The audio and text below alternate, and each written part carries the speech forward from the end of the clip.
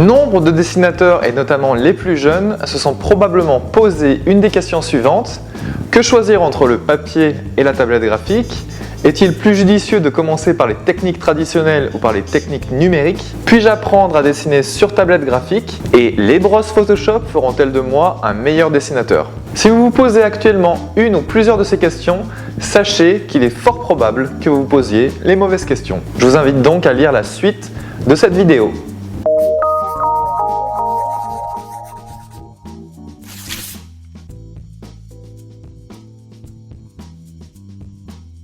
Si vous vous intéressez au dessin, vous avez forcément été exposé à un moment ou à un autre en naviguant sur Internet.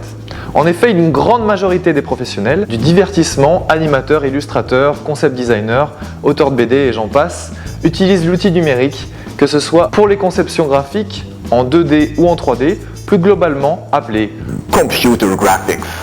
La peinture numérique, appelée génériquement Digital Painting par nos amis anglophones. Non, rien à voir avec la peinture avec les doigts, je parle de la peinture faite sur ordinateur et sur tablette graphique. À l'époque, je ne connaissais même pas les bases du dessin, j'ai même acheté ma première tablette graphique de marque chinoise en 2003 par là.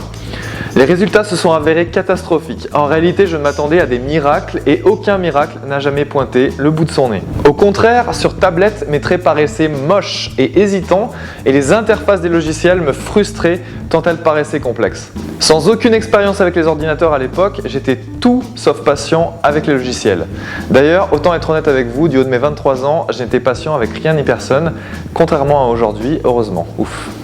Il a donc fallu à peine 2 jours pour que la tablette finisse dans son carton d'origine et finisse aussi dans le placard. 3 ans après, à 26 ans, têtu comme une bourrique, j'ai toujours été têtu comme une bourrique, je me lançais à nouveau dans l'aventure numérique.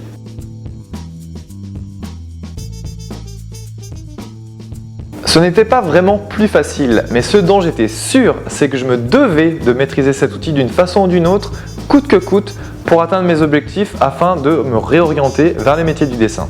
Les réactions face au digital painting se révèlent être assez différentes d'un individu à l'autre et varient beaucoup selon l'expérience. Toutefois, au cours de ces 10 dernières années, j'ai remarqué quelques réactions stéréotypées redondantes. Peut-être que vous allez vous découvrir parmi l'un de ces cas de figure.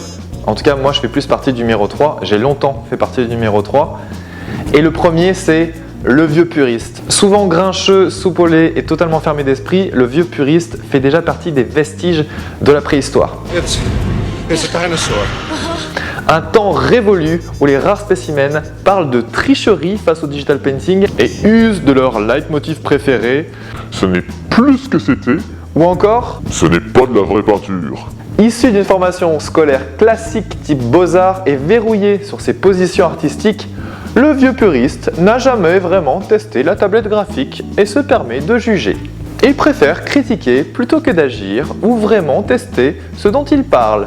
Le vieux puriste a un bon fond et son savoir technique peut être parfois prodigieux. Cependant, terrorisé par le changement et empreint d'une nostalgie pour le bon vieux temps, il préférera rester dans le déni, figé dans son jugement initial jusqu'à ce que mort s'en suive. Le deuxième cas de figure, le jeune naïf fougueux. Fier et indiscipliné, le jeune naïf souhaite prendre tous les raccourcis inimaginables pour récolter la gloire et la reconnaissance le plus rapidement possible. Il cherche clairement la facilité et prend généralement ses aïeux pour des has-beens. Au fond de son esprit, la technologie représente le Saint Graal qui va lui permettre d'être propulsé au rang de demi-dieu du jour au lendemain. Son impulsivité l'empêche d'intégrer tous les conseils qu'il reçoit et il s'en rend souvent compte des semaines, voire des mois plus tard. Son activité préférée consiste à collecter des brosses Photoshop et des images sans jamais vraiment pratiquer. Boulimique de théorie, il ne passe que rarement à l'action. Le troisième cas de figure, l'indécis chronique. C'est plutôt moi, enfin c'était plutôt moi. Toujours le cul entre deux chaises, l'indécis chronique a peur de choisir.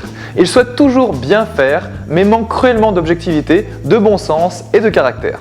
Au fond de lui, il est persuadé qu'un choix reste à faire. En surfant de portfolio en portfolio, il se rend compte qu'il existe autant de techniques et de styles que d'artistes, et cela le décontenance fortement car il aimerait une solution clé en main, un parcours facile et une technique bien carrée. Très terre à terre, il est bousculé d'image en image et ne sait pas vraiment sur quel pied danser et sur quel média se reposer. En gros, il doute de tout et surtout de lui-même. L'indécision le rongeant constamment, il passe son temps à chercher son chemin en alternant les techniques sans jamais vraiment se poser sur aucune méthode ni sur aucun projet. La morale de l'histoire, il faut parfois se remettre en question, même souvent, et ouvrir les yeux sur les évolutions. Sachez en tout cas une chose, si vous n'êtes pas familier avec les tablettes graphiques, testez une tablette graphique spécialement s'il s'agit d'un modèle où on ne voit pas vraiment sa main en train de dessiner, parce que pour vous ça va être la première fois, vous allez regarder l'écran sans vraiment voir votre main. Ça peut s'avérer assez délicat et parfois même une vraie torture. En réalité, l'outil numérique n'a rien de magique, je pense que vous l'avez compris maintenant. Voire pire, sans encadrement, cela peut vous démotiver et décourager un bon nombre de débutants. Vous l'aurez compris donc, commencer le dessin sur une tablette graphique classique peut s'avérer extrêmement frustrant et très peu intuitif. Et quand je dis tablette graphique classique, c'est la tablette graphique type Intuo que vous connaissez de chez Wacom ou Ion, où vous voyez les choses sur l'écran mais vous ne voyez pas votre main. Il y a bien sûr des tablettes type Cintiq avec écran intégré où vous pouvez dessiner directement sur l'écran, ce qui est quand même pratique et ce qui quand même si ce n'est pas tout à fait pareil que le dessin sur papier, on ne peut pas tout avoir, mais c'est un petit peu mieux que les autres tablettes où on ne voit pas sa main, en tout cas au départ. Donc autant vous l'avouer, rien n'est plus intuitif que le papier et le crayon. C'est pour ces raisons que je recommande à quiconque d'apprendre à dessiner sur papier, au moins pendant quelques mois, le temps d'assimiler les bases. Et dans tous les cas, je recommande à tout dessinateur qui se respecte de ne jamais perdre le contact avec le papier. Donc si par exemple vous avez acheté un iPad Pro, que j'ai testé il n'y a pas très longtemps, je trouve vraiment pas mal. C'est pas encore le papier, mais c'est pas mal. Si vous avez par exemple un iPad Pro, gardez le contact avec le papier. Si vous avez une Cintiq, gardez le contact avec le papier. Et ça va vous permettre de construire une habileté aussi bien sur le terrain sans matériel. Voilà, par exemple, si vous allez dehors et que vous dessinez les gens, ça va vous permettre d'aller beaucoup plus vite quand vous maîtrisez les techniques papier. Et il va y avoir comme une espèce de plaisir qui va s'installer avec le papier que vous n'aurez pas forcément avec la tablette graphique. Il y a d'autres types de plaisirs qu'on peut avoir avec la tablette graphique, par exemple, quand vous pouvez faire un CTRL-Z, revenir en arrière, c'est pas mal, mais par rapport à la sensation qu'on peut avoir, c'est quand même moins bien. Donc, pourquoi choisir entre les deux médias alors que le traditionnel et le numérique se complètent parfaitement? Un petit carnet de croquis ne prend pas de place et se range facilement dans les tiroirs, alors autant en profiter. D'ailleurs, c'est la seule façon de conserver ce trait caractéristique du média traditionnel et en plus, ça vous permettra plus facilement de ranger ça, je sais pas, sur un placard ou dans une bibliothèque. Et vous serez content, plusieurs années après, d'avoir les originaux et de vous dire « Ah oui !» Tandis que le dessin numérique, on ne garde pas forcément ces vieux trucs. Peut-être que oui, mais certains d'entre nous, on ne considère pas que c'est la même valeur. Un dessin papier, un dessin numérique, À l'heure où je vous parle, encore aucun matériel numérique, à ma connaissance en tout cas, ne parvient à imiter parfaitement les frottements du crayon sur le papier. Alors certains vont peut-être se poser la question, mais pourquoi les professionnels utilisent la tablette graphique? Je veux dire, pourquoi ils n'utilisent pas leur pinceau, leur crayon, comme d'habitude, comme avant? La réponse, c'est qu'aujourd'hui, l'industrie du dessin, du jeu vidéo, etc. demande énormément à l'artiste, demande d'être rapide, d'être très productif. Donc, il n'y a qu'un seul moyen de le faire, c'est en numérique. En numérique, il existe des raccourcis de productivité. On peut aller très vite quand on connaît bien son logiciel. Mais encore une fois, il faut avoir étudié le logiciel et il faut avoir de bon sens artistique. Le sens artistique ne se remplace pas. Si on compare la situation actuelle avec celle de nos aïeux, ils prenaient davantage le temps pour vivre et le monde évoluait moins vite. Mais depuis l'apparition d'Internet et la libre circulation de l'information, il devient bien plus difficile de prendre son temps et de privilégier la qualité plutôt que la quantité. C'est bien dommage. Moi, sincèrement, si je pouvais revenir en arrière, j'irais. Mais Internet, c'est quand même pratique. Donc, il faudrait une balance entre les deux, je pense. Et bien sûr, ce phénomène d'accélération sociétaire a eu des répercussions sur le monde du travail. Le dessin numérique est devenu une nécessité de production. Les illustrateurs n'ont plus vraiment le choix de nos jours, à moins d'être particulièrement doués en peinture traditionnelle. Il en existe encore, heureusement. Et rapide, et encore.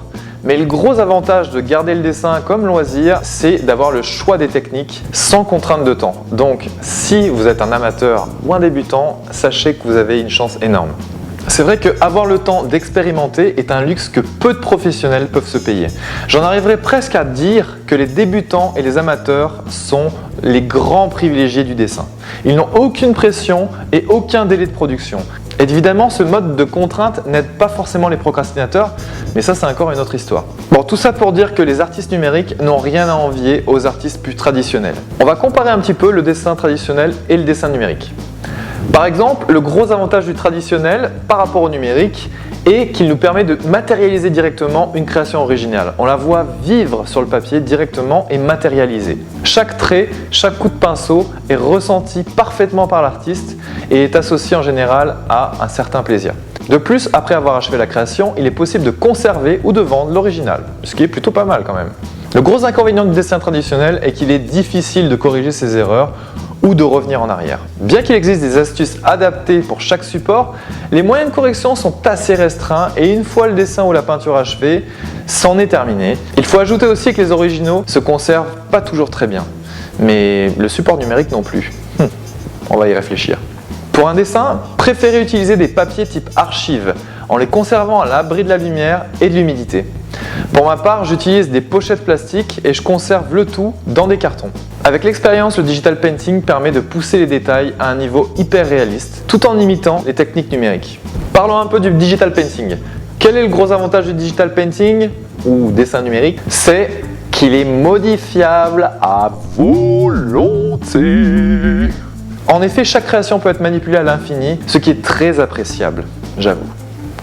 Même un vieux dessin peut être remis au goût du jour. De plus, l'outil numérique permet d'employer une gamme infinie d'outils et de logiciels de tous bords, ce qui peut parfois être un peu déstabilisant. Il n'y a presque plus aucune limite à la technique de création. Cela peut devenir éventuellement un problème pour le débutant qui ne sait plus où donner de la tête. J'avoue que le débutant préfère les choses bien carrées, comme moi à l'époque, en 2005. Le gros inconvénient du dessin numérique est que l'œuvre reste virtuelle tout au long de sa création. L'impression reste malheureusement un des seuls moyens pour matérialiser des œuvres numériques et il n'y a jamais vraiment d'original. À part le gros fichier que vous avez, vous savez le gros fichier bien dégueulasse de 1 giga.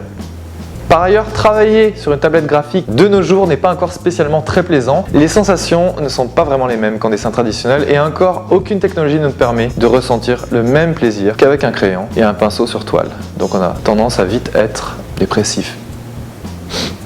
De plus, les écrans rétroéclairés ont tendance à fatiguer les yeux et à diminuer la créativité. Et actuellement, je porte des lunettes de repos qui viennent contrecarrer les effets de l'écran parce que je passe 10 à 12 heures par jour sur l'écran, donc il fallait que je me trouve quelque chose.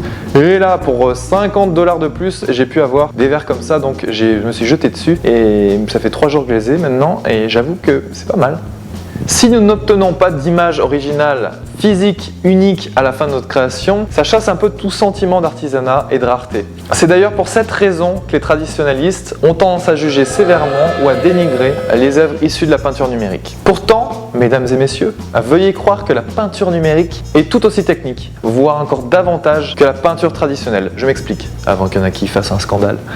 Quand on est sur tablette graphique, il y a tellement d'outils, on peut être vite perdu. Et puis le résultat n'est pas naturel. Là, je prends un crayon de papier, je fais ça, j'étale à la main et là, tout de suite, le grain du papier va venir. Donc, si on n'a aucune connaissance technique, c'est sûr que la peinture numérique va être vraiment mauvaise. Mais encore une fois, les a priori sont tellement faciles, seuls ceux qui se sont vraiment essayés à la technique peuvent émettre des jugements légitimes. Sincèrement, c'est pas en ayant utilisé une fois une tablette graphique que l'utilisateur va se faire une idée, mais c'est en créant une image finie sur plusieurs dizaines d'heures que là, on va commencer à comprendre l'intérêt et surtout que c'est pas si simple que ça. Les principes restent les mêmes, les principes du dessin, les principes de la peinture. Rien n'a changé vraiment, c'est juste l'outil qu'on utilise. C'est comme si j'avais changé de pinceau.